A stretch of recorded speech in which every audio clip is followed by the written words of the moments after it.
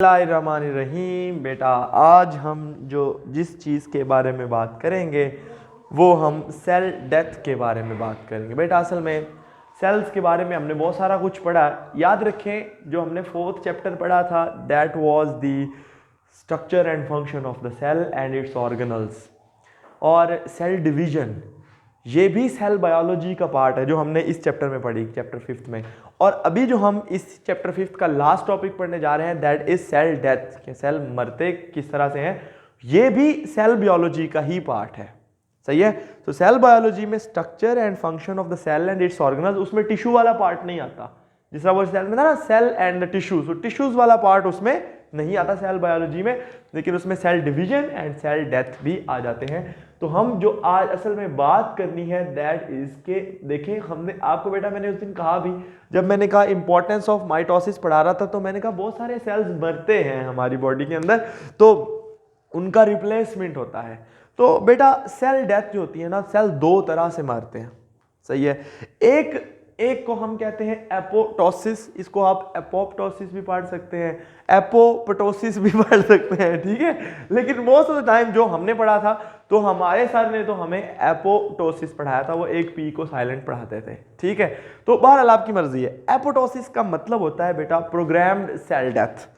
Programmed cell death का मतलब क्या है? असल में देखें कि होता यह है कि बेटा जब किसी सेल ने मरना होता है तो क्या होता है कि सेल जो है वो सुइसाइड कमिट करता है, ठीक है। तो सेल जो है वो क्या करता है? Cell commits suicide. क्यों, कैसे, उसकी वजह है वो हम अभी बात करेंगे। जब भी सेल मरता है खुद यानी सुइसाइडल तरीके से तो इतना नुकसान नहीं होता। सही है। सेल के अंदर कुछ मैकेनिज्म्स चल पड़ते हैं, स्टार्ट हो जाते हैं, जो जिसकी वजह से ज़्यादा गंद नहीं पड़ता और सेल मर जाता है। और उसमें सेल के पास वावा सारा टाइम भी होता है कि वो ये सारा काम कर सके। कैसे कैसे अभी हम बात करते हैं, ठीक है। तो बेटा सबसे पहले तो हम बात करेंगे सेल ने क्यों मरना है। भाई इतनी भी क्या उसको धोखा हो गए, ठीक है। तो हमने बात करनी है। तो क्या हुआ जी कि बेटा सेल तब सुइसाइड कमिट करता है जब वो इन्फेक्टेड हो, उसको किसी वायरस ने इन्फेक्ट किया हुआ हो, ठीक है, तो वो सेल। जब वो इंजर्ड हो, अच्छा इंजर्ड सेल हमेशा नहीं, एक खास किस्म की इंजरी जिसमें कई दफा ऐसी इंजरी होती है सेल वैसे ही फट जाता है तो वो नेक्रोसिस में आएगा, उसको यहां पे हम नहीं। लेकिन वैसे अगर सेल अब इंजर्ड की बजाय अच्छा लफ्ज है डैमेज्ड, ठीक है। जब सेल्स को कोई इंटरनल डैमेज हो, बाहर से तो वो सही हो, अंदर उसे कुछ डैमेज हो। जब सेल पुराना हो चुका हो, ओल्ड एंड वॉर्न आउट, यानी ऐसे सेल जो खत्म हो चुके होते हैं, जो जिनकी एज, जिस तरह आप आरबीसीज के बारे में आप आखिरी चैप्टर में पढ़ेंगे, रेड ब्लड सेल्स, वो कोई होते हैं बेटा 120 दिन उनकी जिंदगी होती है, ठीक है। तो ऐसे सेल्स जो पुराने हो चुके हों, ऐसे सेल्स जो हैं वो अच्छा इसके अलावा एक जगह और वो मैं आखिर में बताऊंगा, सही है। वो वहां पे भी एपोटोसिस होती है, यानी इन्फेक्टेड सेल्स, इंजर्ड या डैमेज्ड सेल्स या ओल्ड सेल्स जो अब मजीद अपना स्ट्रक्चर और फंक्शन काम करने की सलाहियत ना रखते हों, तो कभी कभी तो वो अंदर से खुद ही शर्म के मारे मर जाते हैं आहिस्ता आहिस्ता। कभी जो है वो बॉडी के बाकी सेल्स कुछ ऐसे फैक्टर्स जो हैं वो भेजते हैं, कुछ ऐसी सिग्नल्स उनको देते हैं कि बस कर हुन मर जा, तो वो फिर आहिस्ता आहिस्ता खुद ही मर जाते हैं। समझ गए ना बात को? तो ये सारे के सारे सेल्स वो सारे सेल्स दे कमिट सुसाइड। अच्छा लफ्ज नहीं है इधर लिखने के लिए, सही है। तो ये है बेटा वजह कि क्या होता है ये डेथ डेफिनेशन, फिर किस वजह से हुआ, और अब हम देखेंगे कि कैसे कैसे कैसे कैसे हुआ, स्टेप्स, ठीक है। तो उसमें सबसे इंपॉर्टेंट बात बेटा ये है कि जब कोई सेल सुसाइड कमिट करता है ना, तो नंबर 1 उसका जेनेटिक मटेरियल जो है वो क्या हो जाता है, वो एक तरह से कंडेंस हो जाता है, जुड़ जाता है, इकट्ठा हो जाता है, और बस क्रोमोसोम्स जो हैं वो खत्म हो जाते हैं, सही है। उसका जो जो न्यूक्लियर इन्वेलप, यानी आमतौर पे ऐसे सेल्स का न्यूक्लियर, जब जेनेटिक मटेरियल कंडेंस होता है ना, इकट्ठा होता है, इकट्ठे होने से मुराद ये है बेटा, अगर आप समझे तो आपने जब अंडे को काट के आप वो खोल के वो ऑयल में डाल देते हैं तो अंडे के साथ जो हाल होता है अंडे की प्रोटीन्स के साथ, सही है।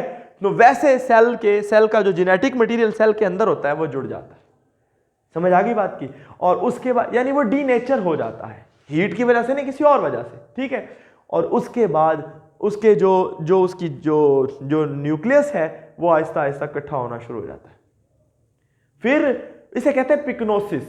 फिर न्यूक्लियर इन्वेलप खुल जाती है और सारे का सारा जो सामान है वो सेल, ये देखें, अगर आप गौर करें आपको पता है कि ये सेल की प्लाज्मा मेम्ब्रेन है, सही है। और ये सेल आपको पता है सबसे, ये उसकी न्यूक्लियर इन्वेलप है।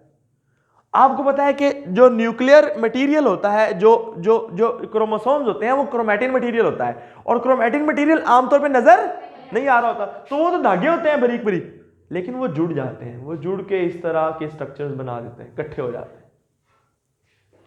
इसे कहते हैं नंबर 1 क्या स्टेप है, जो जेनेटिक मटेरियल कंडेंस हो गया।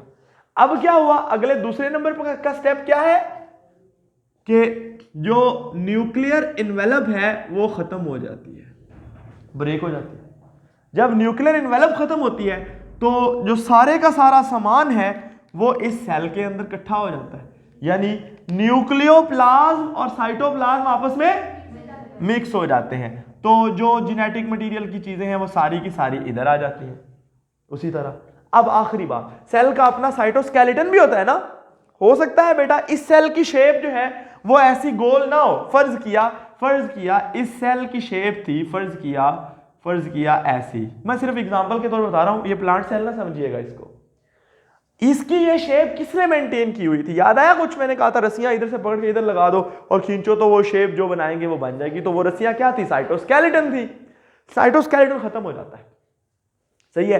तो जब साइटोस्केलेटन डिसइंटीग्रेट होता है तो न्यूक्लियर इन्वेलप ब्रेक, ये दूसरा स्टेप। और तीसरा मैं इधर ही लिख देता हूं, cytoskeleton breaks and cell become round, क्योंकि उसका जिस चीज ने उसकी शेप मेंटेन की हुई थी, ये असल में एक और दूसरे स्टेप में ये बताना चाहिए था, लेकिन मैंने सेम स्टेप में आपको तीन बातें बता दी हैं। पहले में क्या, उसका जेनेटिक मटेरियल खत्म, मतलब कंडेंस होकर इकट्ठा हो गया, न्यूक्लियर इन्वेलप टूट गई, सारा का सारा मिक्स हो गया। और आखिर में क्या हुआ कि ये जो है जो उसे क्या कहते हैं, साइटोस्केलेटन है, वहां से भी वो साइटोस्केलेटन कैसे टूटता है, असल सवाल ये है।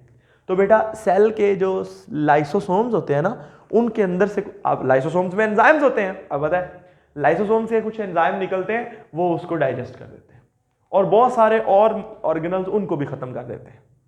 फिर क्या होता है, आखिरी स्टेप, जो इसकी मेम्ब्रेन है सेल की, जो न्यूक्लियर प्लाज्मा मेम्ब्रेन है बाहर वाली, ये अंदर की तरफ कुछ छोटी छोटी थैलियां बनाती है जिन्हें बल्ब्स कहते हैं, ब्लब्स लिखा हुआ है, ठीक है। तो ये क्या हुआ, यानी हम कहेंगे चौथा पॉइंट क्या है, the plasma membrane forms blobs, बारीक बारीक, जिसमें ये सारा मटेरियल पैक होता है, ठीक है। किस तरह, ये इस तरह, समझ रहे हैं ना बात को आप।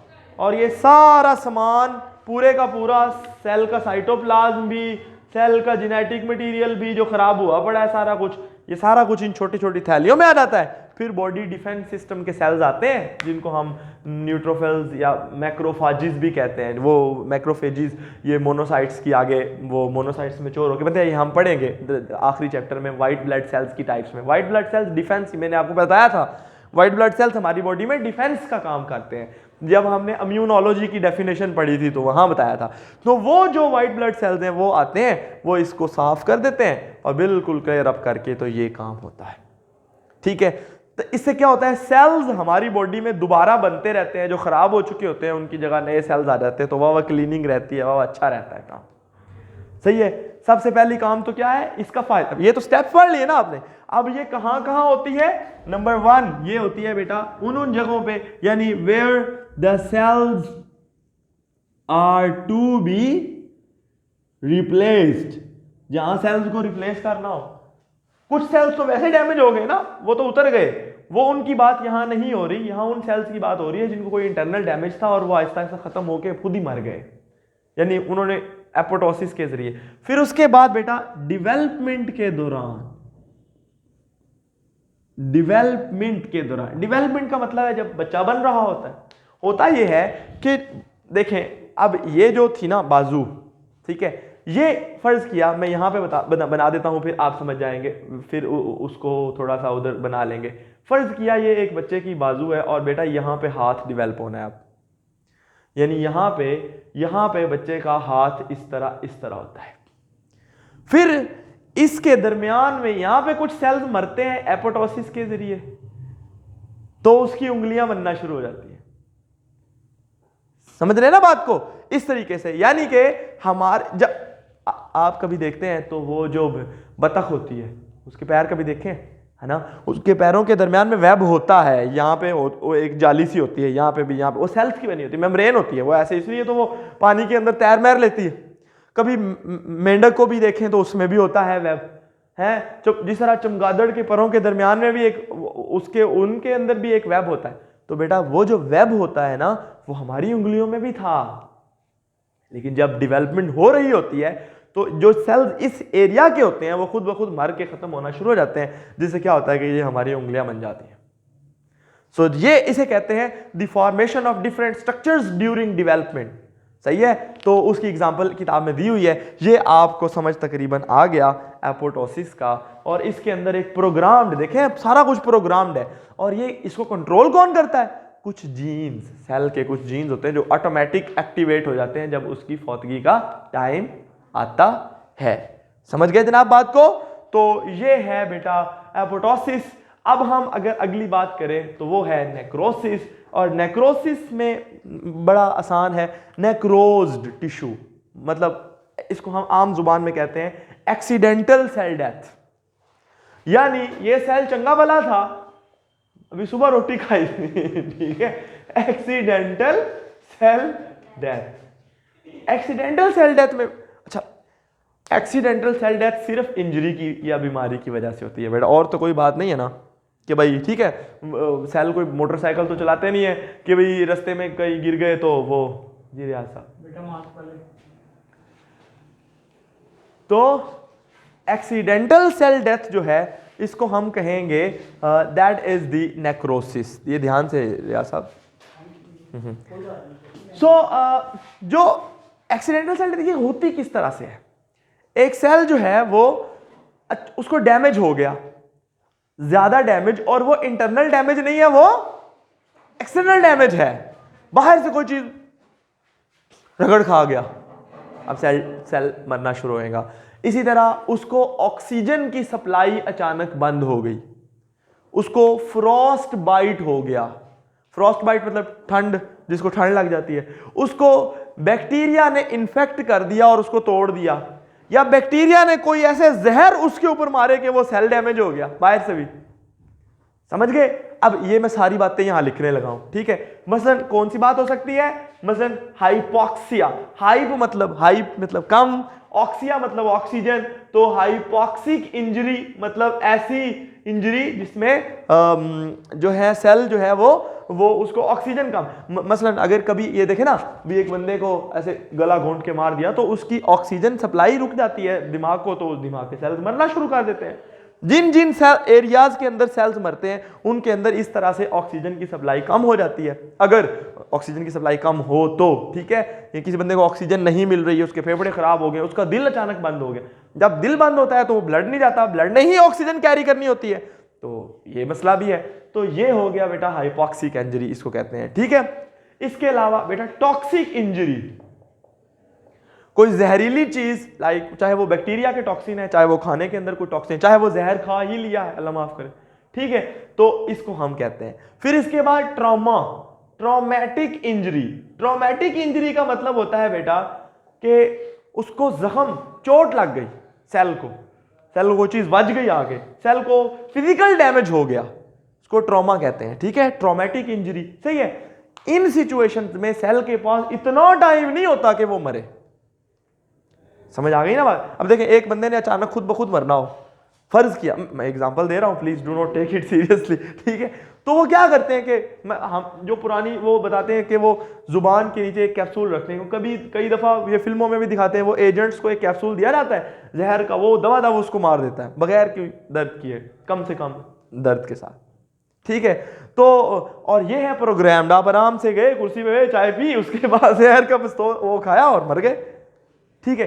एक होती है एक्सीडेंटल सेल डेथ, आप समझदार हैं, कोई अल्लाह माफ़ करे, कोई बंदा सड़क पे जा रहा है, उसको एक्सीडेंट हुआ, वो कितना नुकसान, कितना वो सामान उसका, कोई टांग उधर पड़ी है, अल्लाह माफ़, ठीक है ना, सिर्फ बताने का, या बम धमाके में जो लोग फौत होते हैं, तो वो तो ट्रॉमेटिक इंजरी इन सिचुएशंस में उसके अंदर ये सारा ये प्रोसेस होने का टाइम नहीं होता, सिंपली सेल बर्स्ट, सही है, या सेल, अच्छा इसके भी स्टेप्स हैं, इसमें भी उसका जेनेटिक, कई दफ़ा उसकी टॉक्सिन्स की वजह से उसका जेनेटिक मटेरियल इकट्ठा हो जाता है, लेकिन आम तौर पे सिर्फ आपके 9th के लेवल तक समझाने के लिए हम सिर्फ इतना बताएंगे। वैसे तो इसकी टाइप्स हैं, लिक्विफेक्टिव नेक्रोसिस, केजियस नेक्रोसिस और मुख्तलिफ, लेकिन हमने जो यहाँ बात करनी है वो सिर्फ ये है कि बेटा cell burst releasing the intracellular